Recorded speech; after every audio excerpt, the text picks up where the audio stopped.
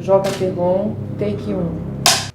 A literatura brasileira atual tem personagens exuberantes, enigmáticos e estranhos. São garotos cegos, uma criança que não fala, uma enfermeira que não pode sair de casa, gêmeos que se odeiam. Por quê?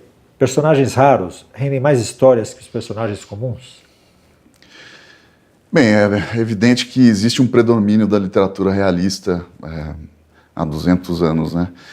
Eu acredito que ocasiões extraordinárias são fundamentais para que, pelo menos certa literatura, né, uma literatura de cunho não realista e não apegada ao mimetismo, a tentar reproduzir elementos da realidade, esse tipo de coisa, eu acho que sempre vem a calhar, assim, são personagens bem-vindos, né?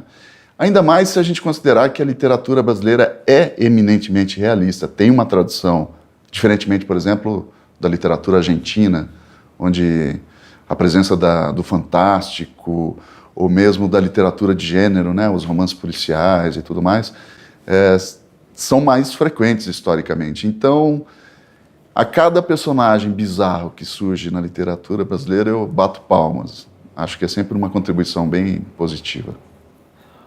O que um personagem bizarro traz? Qual a vantagem dele? Olha, se a gente considerar que o realismo, ele, de certa maneira, ele precisa ser combatido, né? Ainda mais nos dias de hoje, onde os limites geográficos, por exemplo, ou nacionais, são cada vez mais fluidos e questionáveis. Então, a primeira coisa que a gente recebe quando nasce é a certidão de nascimento, que diz onde você nasceu. Então, certamente, essa é a principal característica do mimetismo, do naturalismo, que deve ser combatido. Daí a importância do personagem bizarro, que, por exemplo, pode ser um sabugo de milho que fala, não é? Ou então uma boneca de pano que se movimenta e que tem ideias completamente fora da ordem. Acredito que é precisamente isso. Ideias fora da ordem é que são a grande contribuição do personagem bizarro. Será que ele se opõe também, um personagem bizarro hoje se opõe aos personagens de autoficção, que em geral são mais comuns, críveis, realistas? Tá? Evidentemente a gente vê essa suposta moda, né, da literatura de autoficção, que inclui o autor como um personagem e que vem causando uma avalanche de personagens comezinhos e que raramente são personagens, por exemplo, que pertencem à população trabalhadora ou proletária do país de onde saem, né? Raramente você vê um escritor que é, sei lá, ferroviário, metroviário, um personagem, né? Um personagem de autoficção, portanto, o autor do livro. Em geral, são sempre escritores e artistas de classe média, ou seja, chatos, né? Então, sim, não tenho dúvida que é justamente essa presença do extraordinário que se opõe a essa situação comezinha e que é pouco, digamos, abrangente para se compreender uma realidade tão complexa e tão multidimensional como a que a gente vive nos dias de hoje, né? Na verdade, a ideia própria de realismo é a ideia a ser combatida. E acho que o personagem de autoficção é uma espécie de ponta de lança da ressurreição de um realismo já cansado e que tem pouco a contribuir para a literatura, acredito. Nem novela hoje em dia, essas novelas tradicionais e folhetinescas são realistas, né? No entanto, a literatura, e a literatura de ficção principalmente, insiste em defender esses dogmas ou reproduzir dogmas que eu já suponho sejam bastante anciões e com uma data de validade já um pouco passada também. Será que essa linhagem de personagens curiosos, estranhos e tal, nasceu dentro do próprio realismo, com Machado, com um defunto narrando essa história?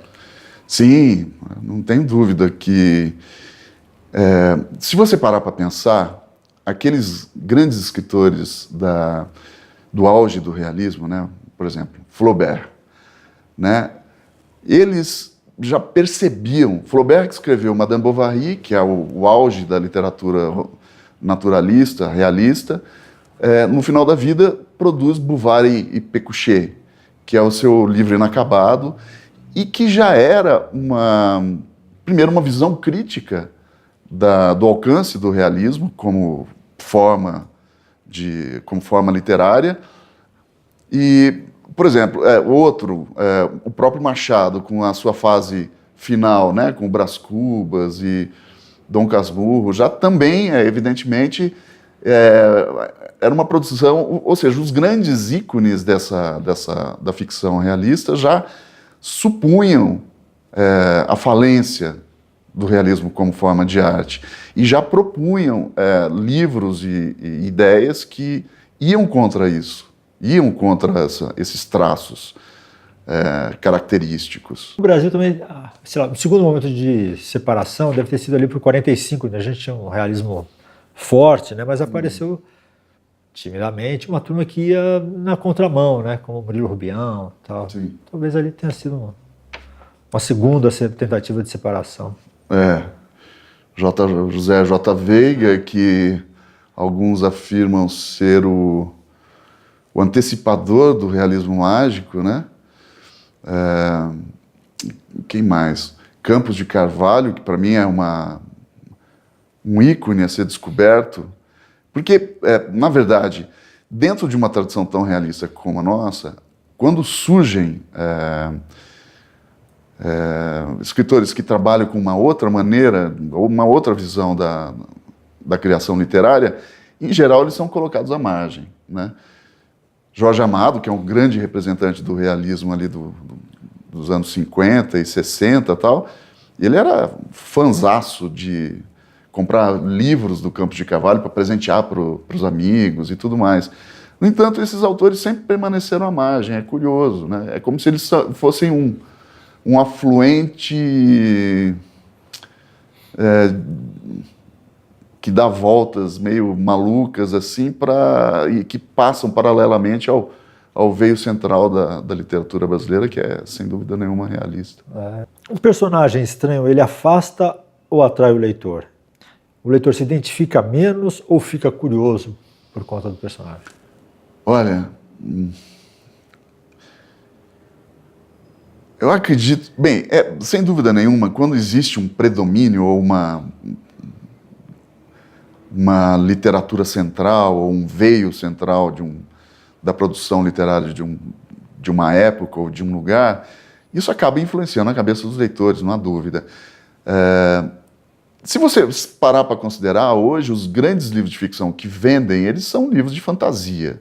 São livros onde são narrativas que permitem tudo, né? O sujeito pode voar, ou existem histórias passadas em países inventados que reproduzem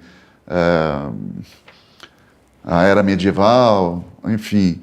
A ficção científica também entra como um elemento importante para essas ficções de cunho fantasioso e de apelo muito grande para o público infanto-juvenil ou público jovem, e que são livros que vendem muitíssimo. Eu acredito que existe uma empatia muito grande do leitor jovem com esse tipo de ficção. No entanto, na medida em que amadurece, me parece que o leitor, aquele leitor dedicado, ele se torna cada vez mais dado às ficções de cunho mais tradicional e realista. Não sei.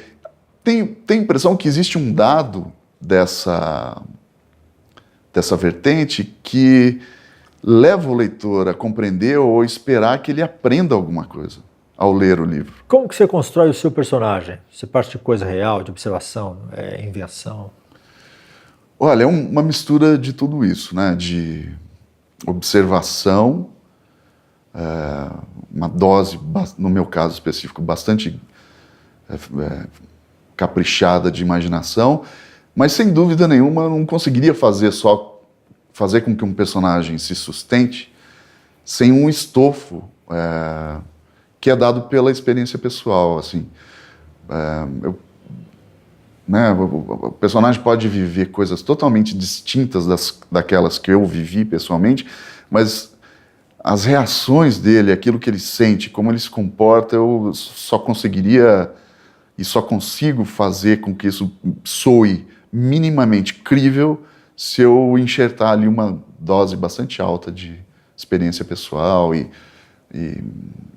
pensamento íntimo, relacionados à vida, à minha vida, mas também à vida de outros, de pessoas que estão próximas, que viveram situações correlatas que me interessa usar. Então, nesse sentido, é sempre bastante perigoso conversar ou conviver com autores de ficção, porque certamente em algum momento ou outro você será fraudado ou roubado na mão grande. Mesmo um personagem bizarro, então ele precisa ter um pé na realidade. Acredito que sim. Eu acredito que toda literatura imaginativa, pode ser literatura fantástica ou o que seja, ela só se torna... Ela afeta o leitor de verdade apenas e somente se ela partir da realidade. E aí sim, às vezes a literatura fantástica, ela precisa ter uma ambientação mais realista do que uma obra realista teria, para que quando esse efeito do absurdo ou do extraordinário surja, ele se torne verdadeiramente impactante. Então acredito que é fundamental essa ambientação realista, mas que seja apenas uma base para depois ser desconstruída, né, e balançada conforme os fatos acontecem na narrativa. E você tem tentação de fazer personagens convencionais e tal? Olha, eu tento. Eu tento fazer, eu tento atribuir convencionalismo ou criar personagens que pareçam pessoas de verdade, assim, mas eu sou dominado pela minha incapacidade, assim. Eu acredito, a nossa vida é tão chata já, e é muito bom que seja chata, né? Porque seria muito chato cair uma turbina do avião na tua cabeça. Aí é uma situação extraordinária. Mas eu acredito que nas ficções precisa cair, a turbina do avião precisa cair na cabeça do personagem. Sabe, a ficção ela precisa se mover no campo do extraordinário. Pelo menos isso é o que me move a escrever. É um dos aspectos que me levam a escrever, sem dúvida nenhuma, é um desses, né?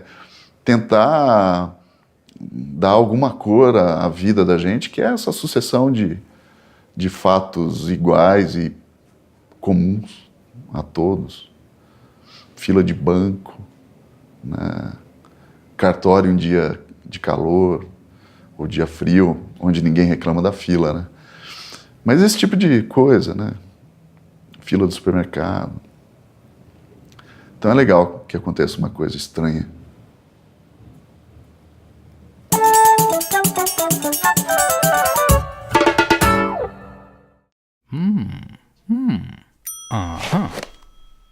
Álvares de Azevedo nasceu em São Paulo. Aos 17 anos, entrou na Faculdade de Direito, onde teve intensa vida intelectual. O meio literário paulistano, influenciado pelo poeta inglês Lord Byron, inoculou no escritor altas doses de melancolia, pessimismo, tédio, desilusão, tristeza, atração por temas macabros e satânicos e uma intensa obsessão pela morte. Álvares de Azevedo desenvolveu ainda uma certa ironia. Apesar de sua vida curta, ele foi o principal representante do movimento ultrarromântico no Brasil. Suas principais obras foram o livro de poesia A Lira dos 20 Anos, a peça Macário e os contos de Noite na Taverna.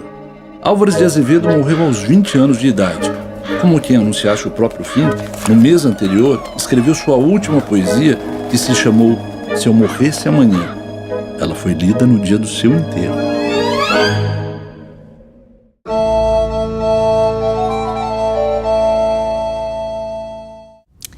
Bizarros, extravagantes, explicondríficos. Que personagens são esses? Aonde a gente pode encontrá-los?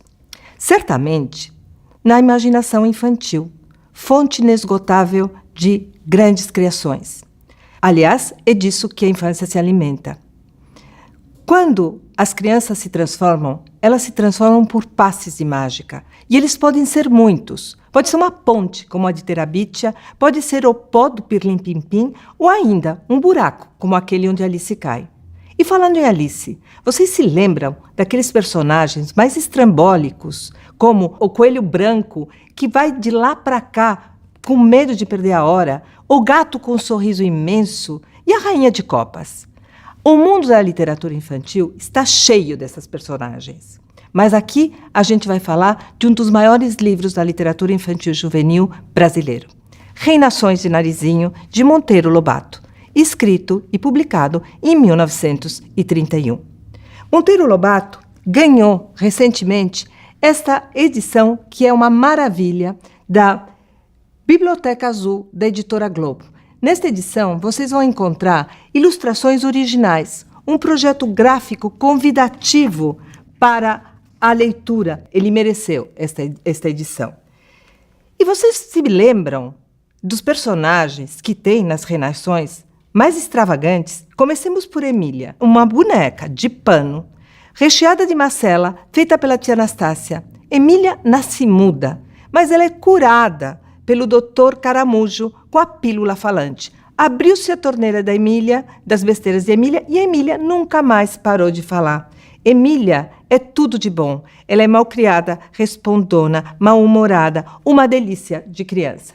E ainda nós temos o Marquês de Rabicó. Vocês se lembram? Um porco gordo e comilão, super protegido da Narizinho, que não queria de jeito nenhum que a tia Anastácia o levasse para a panela. E não é que a Emília se casa com o Marquês para virar marquesa? São esses os personagens deliciosos e estranhos que habitam o mundo do Monteiro Lobato. Esse mundo que ele oferece às crianças que tem uma conexão direta com aquilo que ele escreveu. Na verdade, Monteiro Lobato é um dos maiores autores da literatura infantil e juvenil. E a qualidade da sua obra é incontestável. Alguns desvios podem existir, mas eles são facilmente explicáveis. Viva Emília, viva Lobato!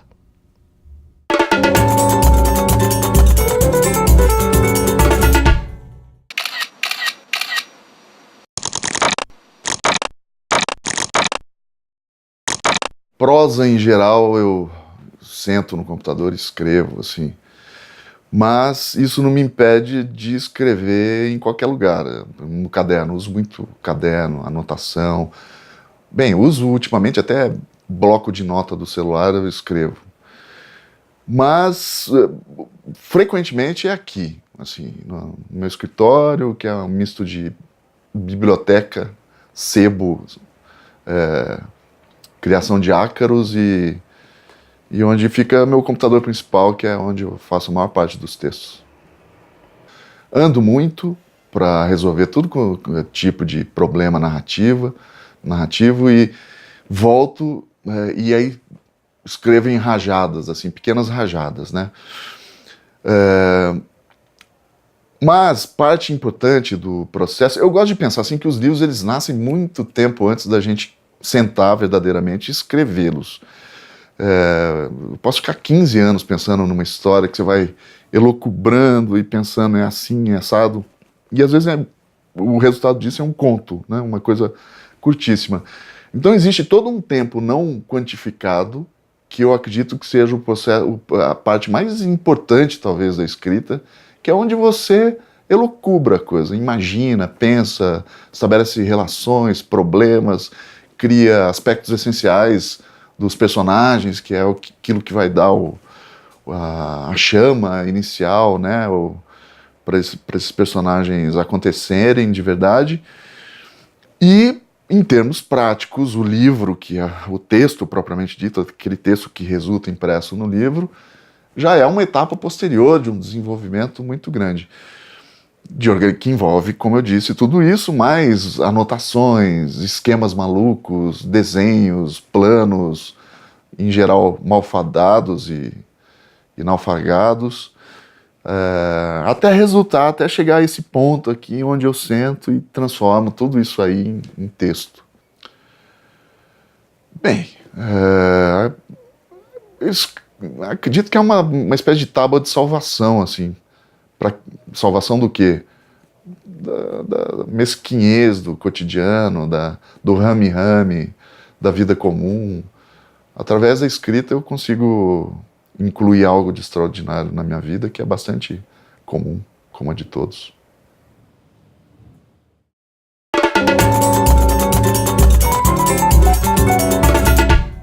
Oi gente, tudo bom? Eu me chamo Tatiane e hoje eu vim falar um pouco sobre o livro Noite Dentro da Noite, do Joca Reines Terron.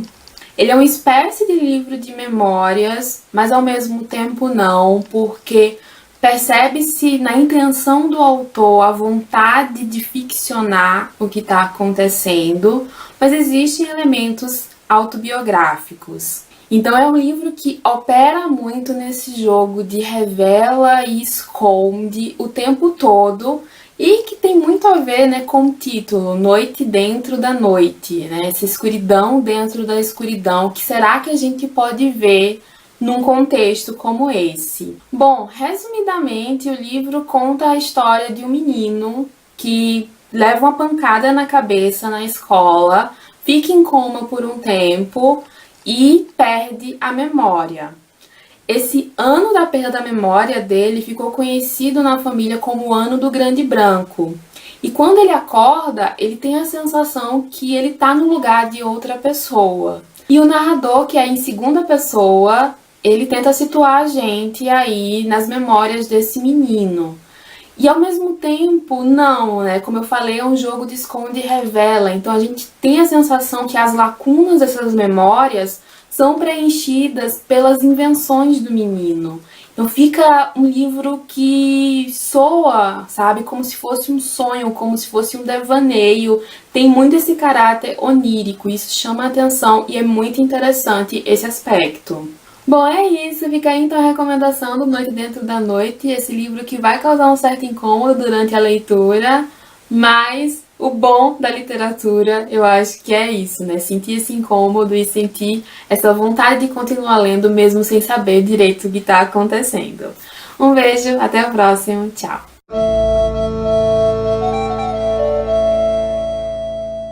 O Macário chega na estalagem, pede vinho, não tem, ele fica bem irritado e pede uma comida também.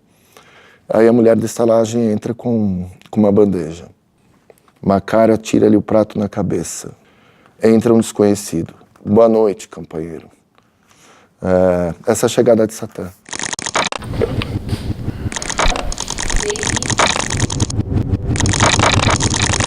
Então, Macário eu devo ter lido com uns 13 anos, né? 12, 13 anos. Era uma época que eu gostava muito desse tipo de literatura.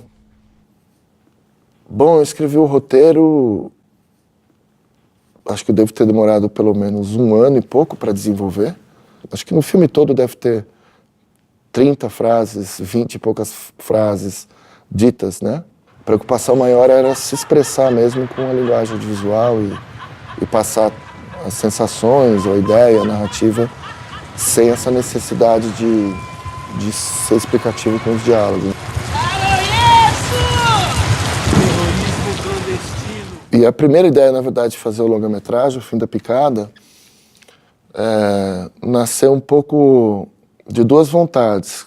Uma é que eu morava no centro de São Paulo e tinha um garoto ali na Praça Júlio Mesquita, que ele andava sempre de gorro vermelho, não tinha uma perna, usava quase sempre uma camisa do Corinthians. E ele era do movimento da Cracolândia, então estava sempre de cachimbo. E imediatamente essa imagem me remeteu ao Saci brasileiro, né? E aí veio a ideia de fazer uma releitura. E ao mesmo tempo eu sempre tive vontade de adaptar, não o Macário inteiro, né? Mas a primeira parte, que eu acho a que mais tinha me tocado, né, me pegado quando li. E aí que surgiu, na verdade, a ideia de começar o filme em 1850, por volta de 1850, né? E, bem ao estilo do Buñuel, ele chegava em São Paulo no século XXI.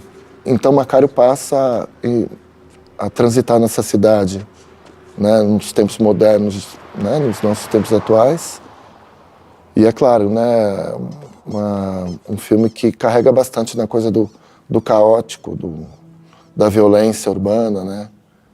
E é uma coisa bem pessimista em relação ao ser humano. Eu acho que funciona um pouco como um alerta de como as relações pessoais, né, entre a nossa espécie estão muito deterioradas, e o caos que a gente tá vivendo, e o caminho que eu enxergava muito na época como apocalíptico, né, que a humanidade está caminhando, caindo, despencando, né?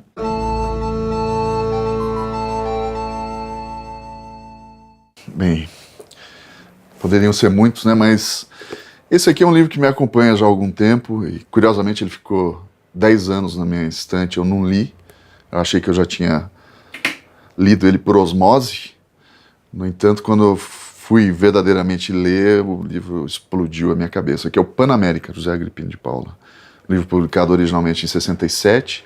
A partir dele, ele influenciou toda a Tropicália, o movimento artístico, musical. É uma verdadeira epopeia, como diz o subtítulo, e que narra a partir da visão de um cara que chama Eu, simplesmente Eu, e que é um cara que está dentro de um set de cinema e que começa a se envolver com todos os grandes personagens mitológicos do cinema norte-americano e daquele período. Então ele encontra com o Burt Lancaster, depois com o Cary Grant, Marilyn Monroe e os Beatles e assim por diante. Só que, curiosamente, não existe um sentido de proporção no livro. Então as coisas são grandes e pequenas, e ele é meio gulliveriano, assim, parecido. Lembra o Gulliver, né, do personagem? Quando vai para Lilliput, onde as pessoas são enormes, são pequenas, e ele é enorme, e assim por diante. Então é um livro muito icônico do seu período, que são os anos 60, e também do uso das substâncias ilícitas que se usavam no período.